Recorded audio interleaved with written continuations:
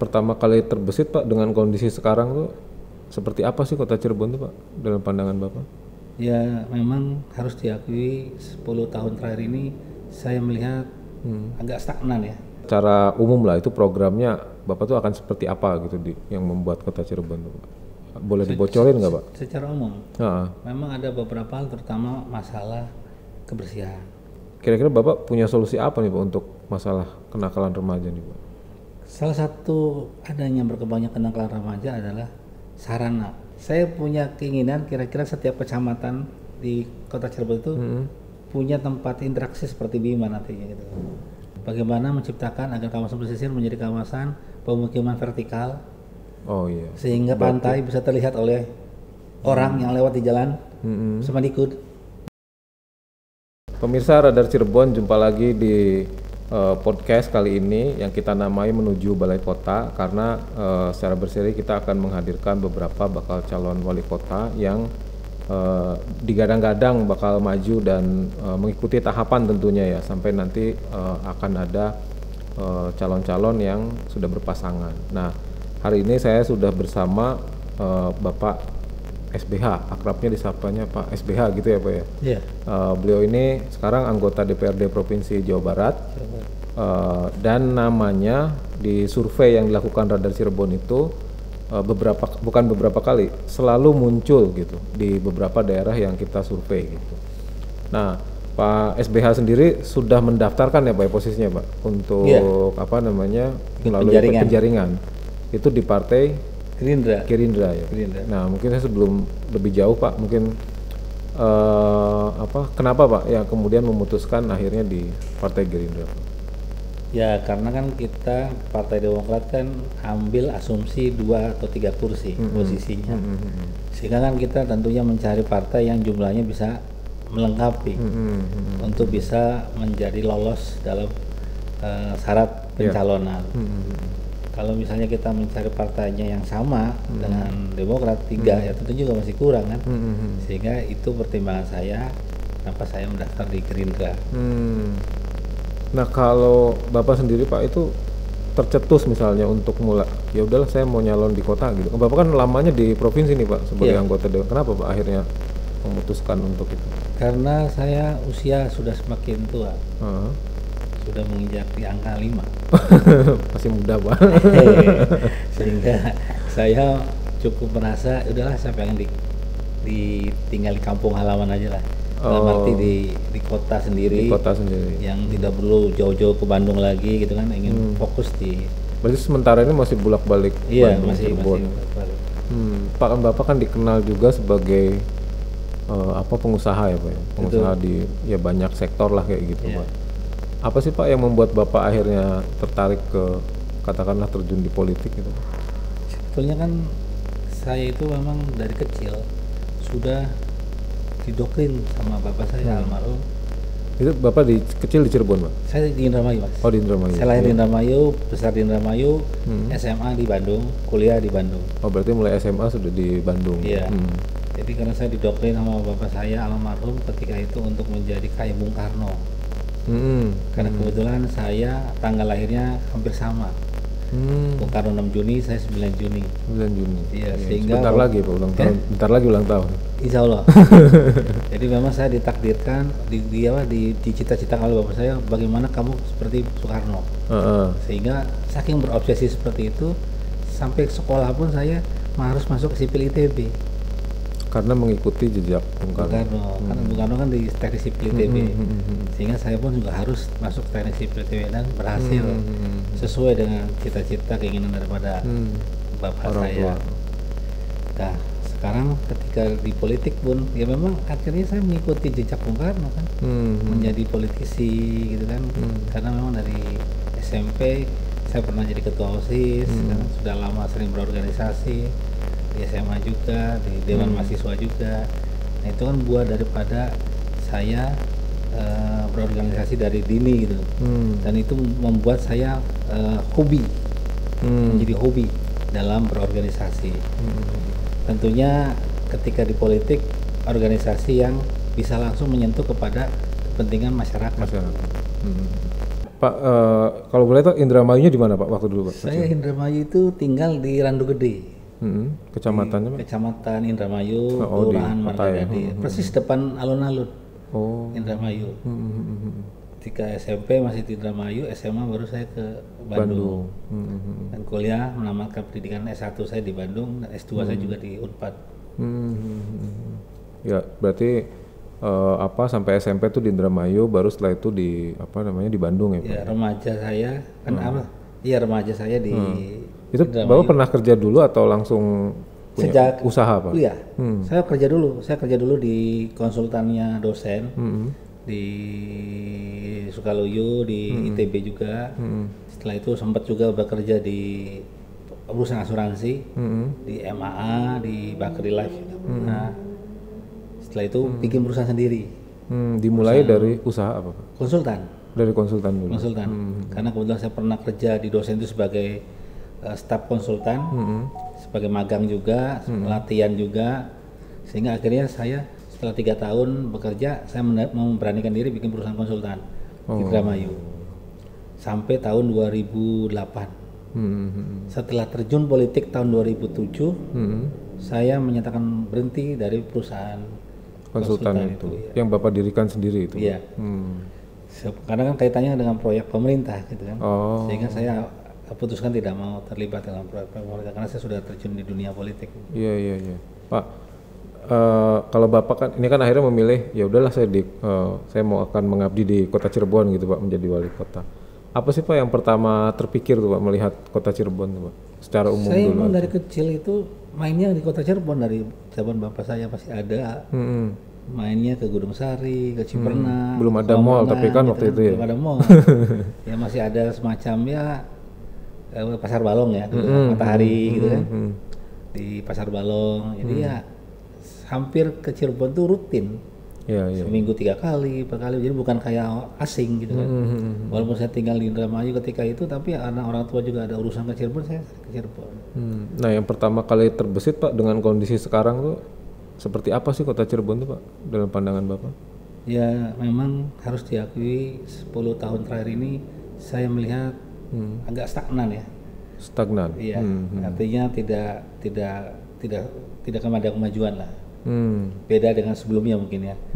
Ya mungkin ini yang harus kita perbaiki bersama, khususnya buat para tokoh di Kota Cirebon. Karena saya melihat sejak peninggalan almarhum Pak Ano memang agak tersendat pembangunan di Kota Cirebon ini. Hampir mungkin dikatakan autopilot kalau saya menilai gitu. Jadi kondisinya memang berarti itu karena pemerintahannya atau apa Pak, autopilot Pak?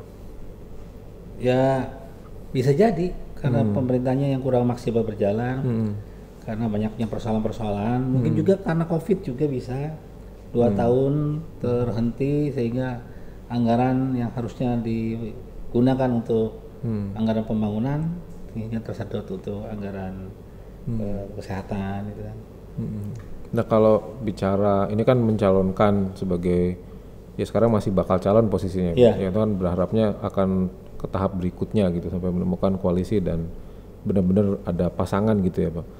Pasti kan Bapak sudah punya kira-kira secara umum lah itu programnya Bapak tuh akan seperti apa gitu yang membuat Kota Cirebon tuh Pak.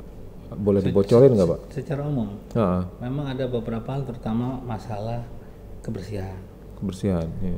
Bagaimanapun yang namanya sampah, yang namanya di perkotaan itu akan menjadi bom waktu.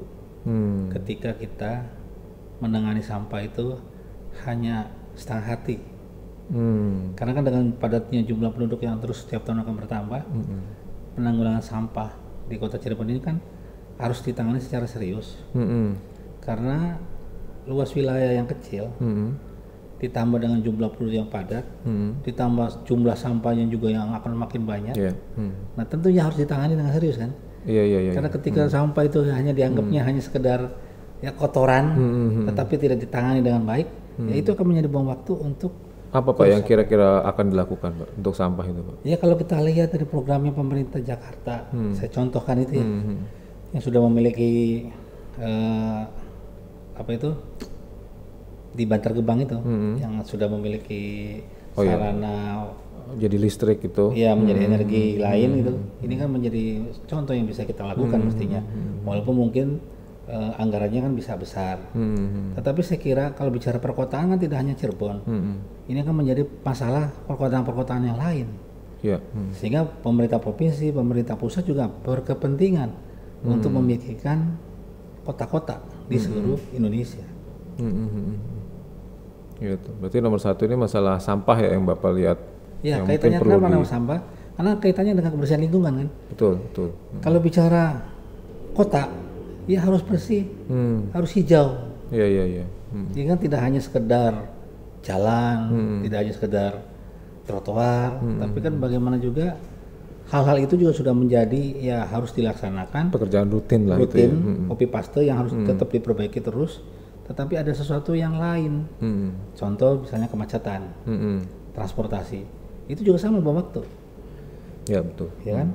Ya, mungkin 5 tahun jalan Kartini, jalan Cipto akan lebih parah lagi. Dulu nggak sepadat ini. Kan gitu kan? Iya, betul. Nah kalau kita membiarkan kondisi itu dengan santai tanpa harus berpikir untuk 5 tahun ke depan, 10 tahun ke depan, seperti apa nanti?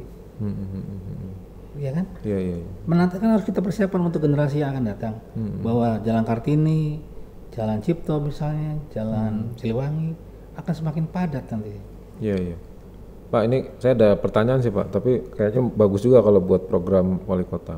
Masalah kenakalan remaja Pak khususnya. Itu kan sekarang kan dikenal dengan yang namanya geng konten. Mungkin kalau dulu geng motor. Seperti yang sekarang lagi ramai itu kan kasusnya siapa? Vina dan Eki itu kan. Tapi kan kalau sekarang nih turunannya tuh jadi geng konten Pak, yang tawurannya pakai apa, disiarkan live di media sosial begitu, dan itu kan dibikin konten gitu ya.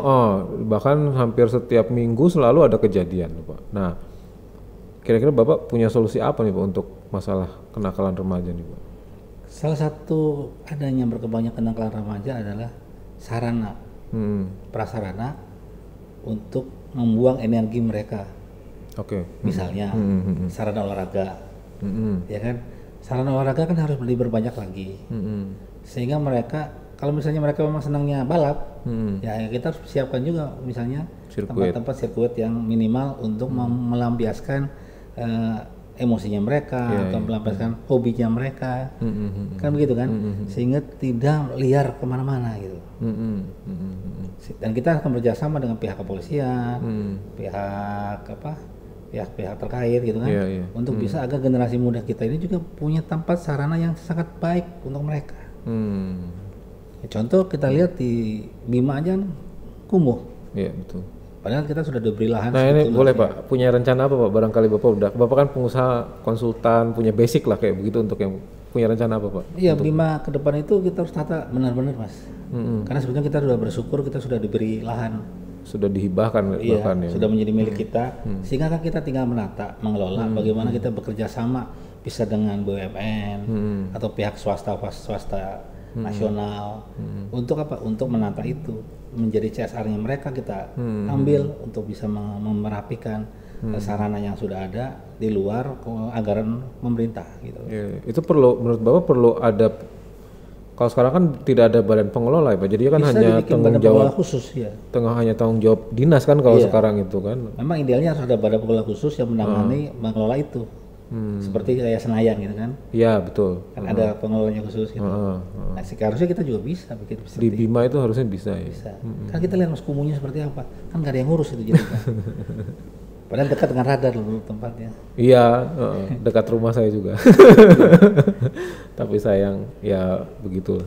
Nah, tadi soal Bima Pak, salah satu masalah nih Pak yang mungkin ini tahunan lah selalu terjadi. Saya potong sebentar ya. Jadi selain Bima, saya ini kan maksudnya berarti Kesambi ya Mas ya. Betul. Saya punya keinginan kira-kira setiap kecamatan di Kota Cirebon itu punya tempat interaksi seperti Bima nantinya gitu. Setiap kecamatan punya tempat interaksi seperti Bima. Apakah berbentuk lapangan ataukah jogging track ataukah taman gitu kan. Sehingga tempat berkumpulnya, interaksinya olahraga para masyarakat di sekitar situ gitu. Menarik. Betul nggak Mas? Betul. Ya apakah cukup dengan 2 hektar, 3 hektar gitu kan? Itu di setiap kecamatan. Setiap kecamatan gitu. Ya, kalau yang sudah ada kayak di Harjamukti kan sebenarnya lahannya sudah ada. Di Kebon Pelok itu misalnya kan. Tinggal ditata. Mungkin di pesisir juga di Samadikun juga ada lahan, misalnya lapangan yang sudah ada itu kan. Ya ada di Penogoro kan. Ya, di Penogoro itu kan tinggal kita tata. Tinggal ada yang mana yang belum punya lahannya, baru kita beli lahan misalnya. Atau menggunakan lahan-lahan yang milik keraton juga kan bisa kerjasama dengan keraton, sebuah atau apa gitu. Kenapa Pak perlu ada melting point itu Pak untuk masyarakat di tiap kecamatan? IPM kita ini kan di Kota Cirebon kan sudah masuk dalam kategori 5 besar lampunya terbaik di Jawa Barat. 73 di atas 73 ya. Iya. Sehingga kan kesehatan itu kan sudah menjadi bagian daripada kebutuhan kesehatan, kebahagiaan gitu ya. Pendidikan dalamnya. Nah, kebahagiaan itu kan salah satunya kan kita bisa menikmati kota, Mas. Menikmati kota sendiri. Iya. Tidak mesti harus ke mall. Oke. Menikmatinya. Kalau ke mall kan urusannya kan selalu dengan Nggak belanja. Nggak bisa tiap sore Pak. Iya, urusannya kan belanja dan ekonomi uang kan. Tapi kalau misalnya di tempat-tempat sarana seperti itu kan gratis, ya kan? Kita berikan misalnya free wifi, tempat mainan anak-anak, ya kan? Atau juga bagi yang orang dewasa berikan juga alat-alat ke gym yang terbuka seperti yang ada di Bandung itu di Supratman ada taman Supratman. Betul. Ya tahu mungkin ya lihat ya. Tahu. Nah, di situ kan ada alat-alat gym yang bisa dipakai. Ya kira-kira seperti itu lah. Di Bima sebenarnya ada Pak, cuman nggak tahu sekarang masih ada nggak itu yang buat gym yang di outdoor. Udah nggak ada ya? Nggak pernah dibangunin ada. Cuma saya nggak tahu nasibnya sekarang bagaimana. Berarti itu penting ya Pak untuk warga kota tuh punya melting point gitu ya untuk mereka interaksi kemudian beraktivitas. Betul. Begitu. Nah, apa yang urgent lagi apa Pak? Bapak lihat Pak? Penataan pesisir, Mas. Pesisir. Pesisir itu dari tahun ke tahun, dari 5 tahun, 10 tahun yang lalu segitu-gitu aja. Apa yang Bapak bisa lakukan? Kekumuhan. Yang harus kita atasi bersama. Bagaimana menciptakan agar kawasan pesisir menjadi kawasan pemukiman vertikal. Oh iya. Sehingga pantai bisa terlihat oleh orang yang lewat di jalan Samadikun. Ya kan tidak tertutup oleh perumahan gitu ya. Nah, ini kan obsesi. Namanya mimpi itu harus iya, Pak. Kita punya, Mas. Kan kalau kita nggak punya mimpi apa yang jadi yang kita banggakan? Betul. Yang kita harapkan gitu. Itu sebenarnya udah ada saya nggak tahu Pak. Itu 2009 itu sebenarnya sudah ada perencanaan untuk penataan kawasan pesisir. Diantaranya reklamasi dan membangun pemukiman vertikal. Tapi nggak tahu tuh sekarang. Kenapa sampai tidak? Itu kan 2009 ya, artinya sudah 2009 ya. Sekian tahun lalu direncanakan, tapi sampai sekarang tidak. Tapi menurut saya ide yang Bapak sampaikan ada benarnya. Betul. Karena kalau kita survei berapa kali ke lapangan, Pak, satu rumah itu isinya bisa 3 kakak. Lebih, Pak. Bisa lebih. Kalau rumahnya besar mungkin tidak masalah nih. Ini rumahnya mungkin hanya ada 2 atau 3 kamar gitu, tapi di dalamnya bisa sampai beberapa kepala keluarga gitu. Berarti artinya itu kan secara kesehatan, secara lingkungan juga sudah tidak bagus. Sudah tidak bagus, iya. Belum nanti kerawanan sosial gitu. Berarti ini penataan pesisir karena untuk menyelesaikan selain masalah lingkungan juga masalah sosial berarti ya Pak? Betul. Sosial. Kan budaya juga kita kan selama ini kan terabaikan. Iya. Dan salah satu prioritas untuk pariwisata adalah budaya. Kalau kita melihat Bali itu bukan hanya karena pantainya bagus, pemandangannya bagus, tapi kan budaya. Orang luar negeri, orang asing itu datang ke sana tuh bukan hanya karena pengen lihat alam, iya. Dari daerahnya masing-masing juga mungkin alam mereka juga punya. Tapi kan budaya kan belum tentu mereka punya budaya seperti itu. Iya. Nah ini mumpung ngomongin pariwisata Pak, mungkin Kota Cirebon harus kayak apa Pak pariwisatanya Pak? Ya kan kita sudah diuntungkan dengan memiliki 3 keraton. Dengan daerah lain belum tentu ada. Betul. Punya 3 keraton. Pasangan 3 keraton ini kalau kita sinergikan kepentingan pemerintah daerah bekerjasama dengan pemerintah provinsi Jawa Barat, ya harusnya kan bisa dimaksimalkan untuk menjadi tujuan atau destinasi wisata. Lokal, wisata nasional. Iya. Dengan makin lama tinggal di Kota Cirebon, otomatis akan menjadi income buat masyarakat Kota Cirebon. Iya, berarti length of stay-nya ya. Length of stay-nya. Kalau saya catat sekarang informasinya paling rata-rata 2 hari. Paling 2 hari. 2 sampai 3 hari. Nggak lama. Pak, kalau Pak Budi kan berangkat dari anggota Dewan Provinsi Jawa Barat, Pak. Artinya Bapak mungkin sering melihat lah, mungkin di provinsi ini ada peluang apa yang sepertinya Ini pasti kan jadi keunggulan Bapak kan dibandingkan dengan calon lain, Pak. Apa Pak yang bisa disinergikan tuh antara provinsi dengan pemerintah daerah untuk membangun daerah? Khususnya ketika pariwisata, ketika Pak Deddy Miswar menjadi wakil gubernur, setiap tahun itu ada agenda wisata dari 27 kabupaten kota dari Januari sampai Desember itu berurutan.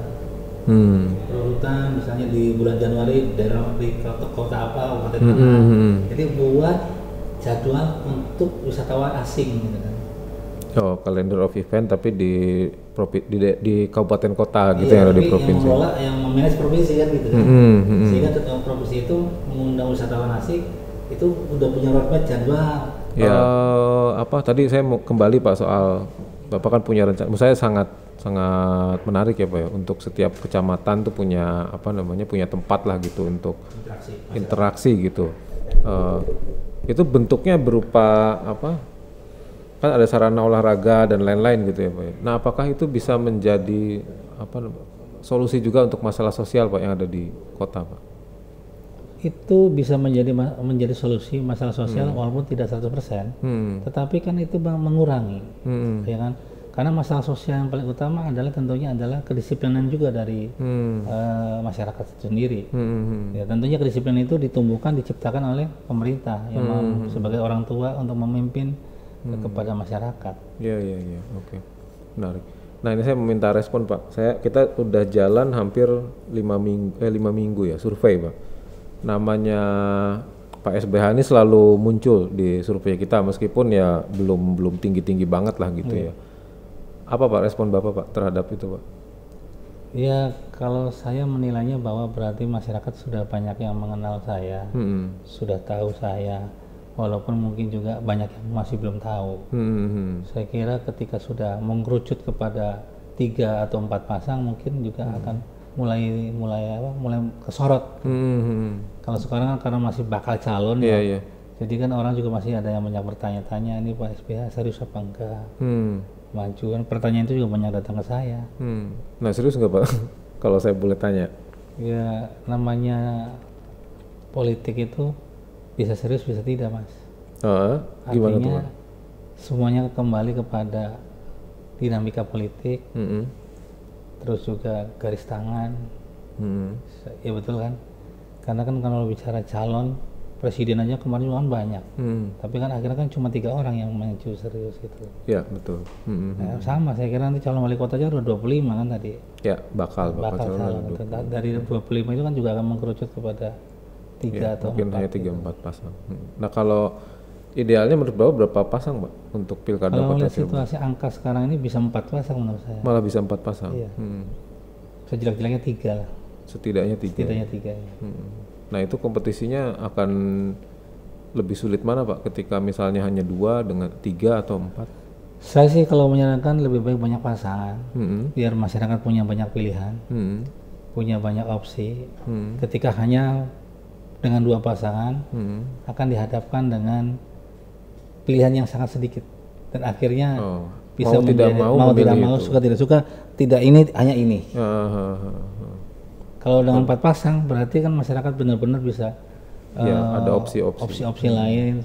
Apa ini kriterianya, ini apa kelebihannya, ini apa kelebihannya kan gitu. Nah, rencana ini Pak, ini kan selain ada tahapan mungkin di partai ya Pak ya, Bapak mengikuti penjaringan gitu. Nah, untuk mewujudkan nih Pak, Bapak sebagai bakal calon wali kota yang dipertimbangkan, apa yang akan dilakukan Pak?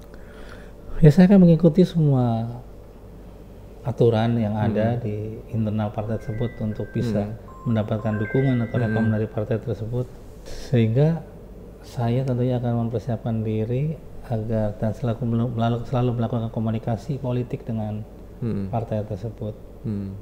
Tapi bayangan yang paling Bapak lihat tuh apakah Bapak saklek saya calon wali kota nih gitu, atau ya sudahlah daripada ini wakil wali kota nggak apa-apa gitu. Realistis Mas. Ketika memang survei saya tidak terlalu bagus, ya saya mungkin tidak akan memaksakan menjadi wali kota. Bisa saja menjadi wakil, ya kan. Semuanya kembali kepada hasil survei, terus dukungan politik dari partai politik juga. Ketika partai politiknya juga menyuruhnya, ya udah kamu wakil aja dulu katanya. Kan bisa saja seperti itu kan.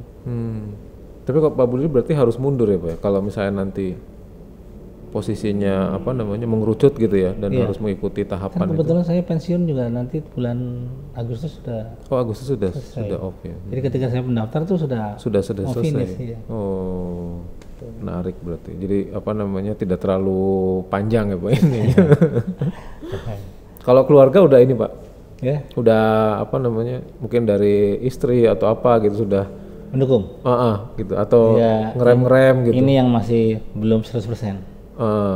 Gitu. Belum 100% yang masih ada tim penggodokan untuk bisa 100%.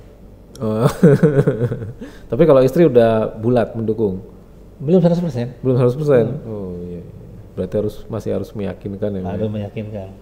Karena yang namanya anak istri itu kekhawatiran dengan banyaknya para pemimpin daerah itu yang tersandra dengan kasus hukum. Jadi wajar ya namanya anak istri juga punya ketakutan. Jangan sampai ayahnya punya masalah seperti itu kan gitu. Itu yang menjadi dasar mereka tidak. Selebihnya sih ini ya, selebihnya mungkin nggak ada masalah gitu. Iya. Pak kalau tadi kan kita baru ngobrol masalah apa namanya pesisir Pak. Iya. Nah tapi kan ini ada apa namanya, menurut saya ada persoalan yang tidak kalah rumit Pak. Itu kan tiap tahunnya kita kebanjiran Pak di ini apa namanya di perkotaan. Bapak kan orang teknik ya Pak, pasti sedikit banyaknya sudah membaca persoalan itu Pak. Jadi kira-kira apa Pak yang harus makanya dengan adanya 5 kecamatan itu kita bikinkan taman-taman kota itu.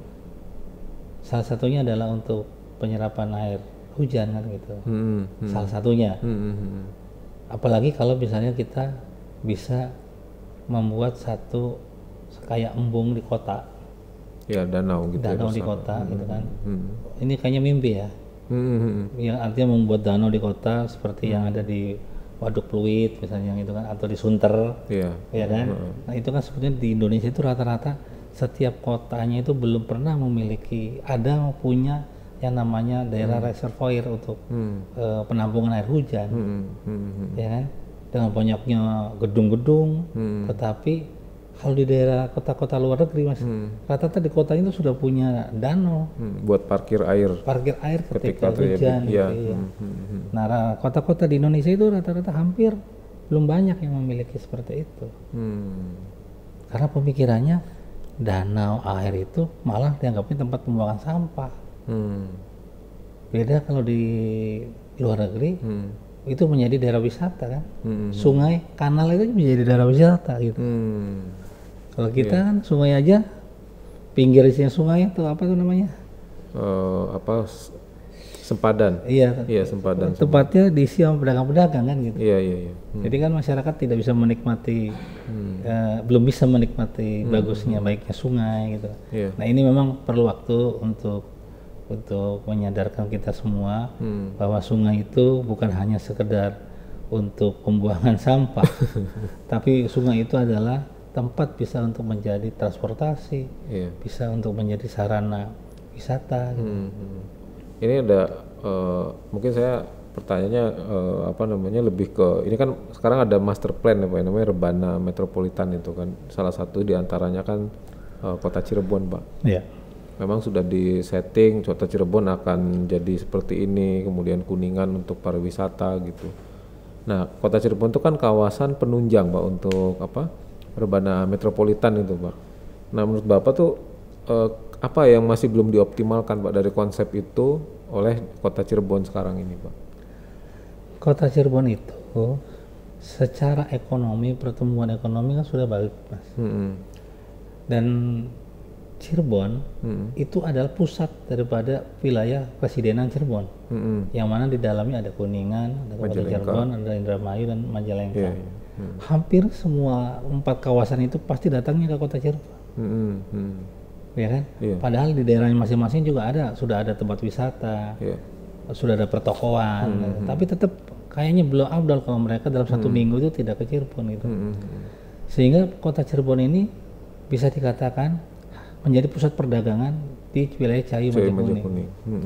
Dan pemerintah provinsi harus mulai menata bagaimanapun Kuningan dengan Majalengka menjadi kota wisata, wisata alam. Misalnya Indramayu punya wisata laut, ya kan, Kabupaten Cirebon juga bisa. Nah, sehingga orang itu tetap larinya akan menjadi ke kota Cirebon sebagai pusat perdagangan, bisnis juga, ya kan Mas? Iya. Kalau terkait sekarang kan ada katakanlah ada sudah ada bandara nih Pak, sudah ada bandara Kertajati gitu. Apa yang bisa dimanfaatkan untuk kota Cirebon? Saat ini sampai kapan saya kira manfaat dari bandara Kertajati untuk wilayah Cayu Majakuning belum bisa maksimal dalam waktu dekat. Iya. Karena ketika dulu Hussein belum tutup, banyak spekulasi mengatakan kalau Hussein tutup Kertajati akan ramai. Ya kan? Ternyata setelah Hussein tutup belum juga. Kertajati tetap tidak ramai. Karena apa? Karena banyaknya penumpang passenger pesawat itu masih banyaknya dari wilayah Bandung. Dan mereka akhirnya lari pakai bus ke Halim. Tidak ke Kertajati. Sedangkan penduduk atau passenger dari kawasan Cayu Majakuning belum begitu banyak untuk menggunakan fasilitas bandara. Jadi ya ujung-ujungnya ya bandara ya masih akan seperti itu dalam beberapa tahun yang akan datang gitu. Nah ini mungkin secara umum Pak, saya sekaligus pertanyaan terakhir Pak. Ya kita kan akan menghadapi pilkada pada November nanti gitu, dan Bapak mungkin siapa tahu menjadi salah satu kontestan Pak. Mungkin apa yang ingin disampaikan ke masyarakat Pak untuk hajatan besar itu Pak? Saya berharap kepada masyarakat gunakan waktu ini untuk benar-benar memilih pemimpin yang terbaik dari yang terbaik, bukan terbaik dari yang terburuk. Sehingga gunakan akal pikirannya untuk bisa mencari pemimpin yang bisa betul untuk membangun daerah. Dan sekali lagi jangan ada pikiran bahwa menjadi calon wali kota itu harus punya biaya tinggi, ya kan? Karena menjadi wali kota itu juga ketika sudah dilantik menjadi wali kota bukannya bahagia sebetulnya, ujiannya akan makin berat menghadapi tantangan-tantangan yang ada. Jadi kos politik juga ada, tetapi jangan sampai biaya politik itu menjadi beban yang akan datang gitu. Artinya harus terukur lah biaya politik itu. Bukan berarti kita tidak menyaksikan tidak ada biaya politik. Biaya politik ada, tetapi ya terukur dan yang wajar. Sehingga ketika kita dilantik juga kita menjalaninya dengan nyaman, baik, dan konsentrasi. Tidak diganggu dengan hal-hal yang terkait dengan masalah-masalah hukum. Ini saya nyentil sedikit Pak, karena tadi ngomong-ngomong biaya politik nih Pak. Kira-kira Pak, berapa kosnya Pak? Saya belum pernah jadi calon. Ya ini misalnya kan kelihatannya nih gitu kita kota Cirebon. Saya belum bisa memastikan karena saya baru sekali ini rencana pengen jadi pilkada. Jadi kalau rumor-rumor yang beredar sih ada yang bilang 20 miliar, 30, ya kan variasi lah. Ada yang 15 gitu kan. Itu ya maksudnya baru sebatas rumor kan? Iya, belum itu kan baru rumor. Kalau fake-nya ya nanti kita lihat perjalanannya seperti apa. Mungkin bisa nanyanya kepada orang yang sudah pernah nyalon Mas. Sudah pernah nyalon, tapi kan juga sulit menghitung ya Pak, itu sesuai atau apa namanya, atau hanya klaim kan gitu. Bisa kan? Klaim. Iya. Dan kalau bicara klaim buat nakut-nakutin. Ya, iya buat nakut-nakutin. Kalau nggak punya duit segitu janganlah gitu. Untuk menjatuhkan mental lawan. Sepakat. Pak Budi, makasih Pak udah hadir sore hari ini. Iya.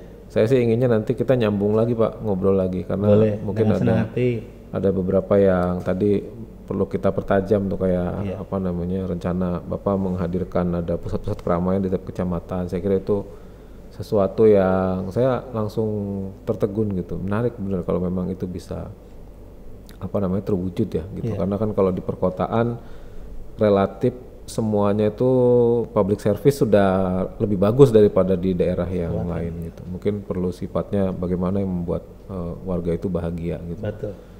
Mungkin nanti kita undang lagi Pak. Boleh Mas. Kita undang lagi nanti juga mungkin Kita hanya diskusi aja ya. Iya, kita pengen. Pikiran gitu ya. Karena kan mungkin masyarakat kota juga pengen sesuatu yang baru sih Pak. Iya, Kan yang idenya, berbeda, ya idenya tidak bisa seperti itu saja gitu. Saya kira adanya ide-ide baru yang seperti ini, meskipun baru sekedar wacana, gagasan, tapi saya kira Semuanya kan dari mimpi kan Mas. iya, patut menjadi pemikiran ya, gitu, patut menjadi pemikiran gitu. Karena bahkan realitanya apa yang disampaikan Pak Budi betul, kalau kawasan pesisir itu tidak ditata, itu akan terus-terusan menjadi. Kita punya pantai tapi nggak pernah lihat pantai. Betul, padahal panjangnya 7 kilo. 7 kilo. 7 kilometer gitu. Karena terhalang terus oleh Ya, pemukiman gitu. Menarik. Pak Budi, nanti kita sambung lagi. Baik Mas. Hari ini terima kasih sudah hadir. Nanti mungkin survei minggu depan nanti akan kita kontak lagi responnya gitu. Mudah-mudahan itu juga bisa membantu masyarakat mengenal Pak SBH gitu. Nanti di survei kita talisin SBH Pak. Iya. Biar lebih lebih akrab. Makasih sekali lagi Pak. Ya, sama-sama Mas. Ya, makasih pemirsa sudah ikut hadir di obrolan kali ini. Mudah-mudahan bisa memberikan pencerahan bagaimana nanti kita menuju ke Balai Kota Cirebon. Selamat sore.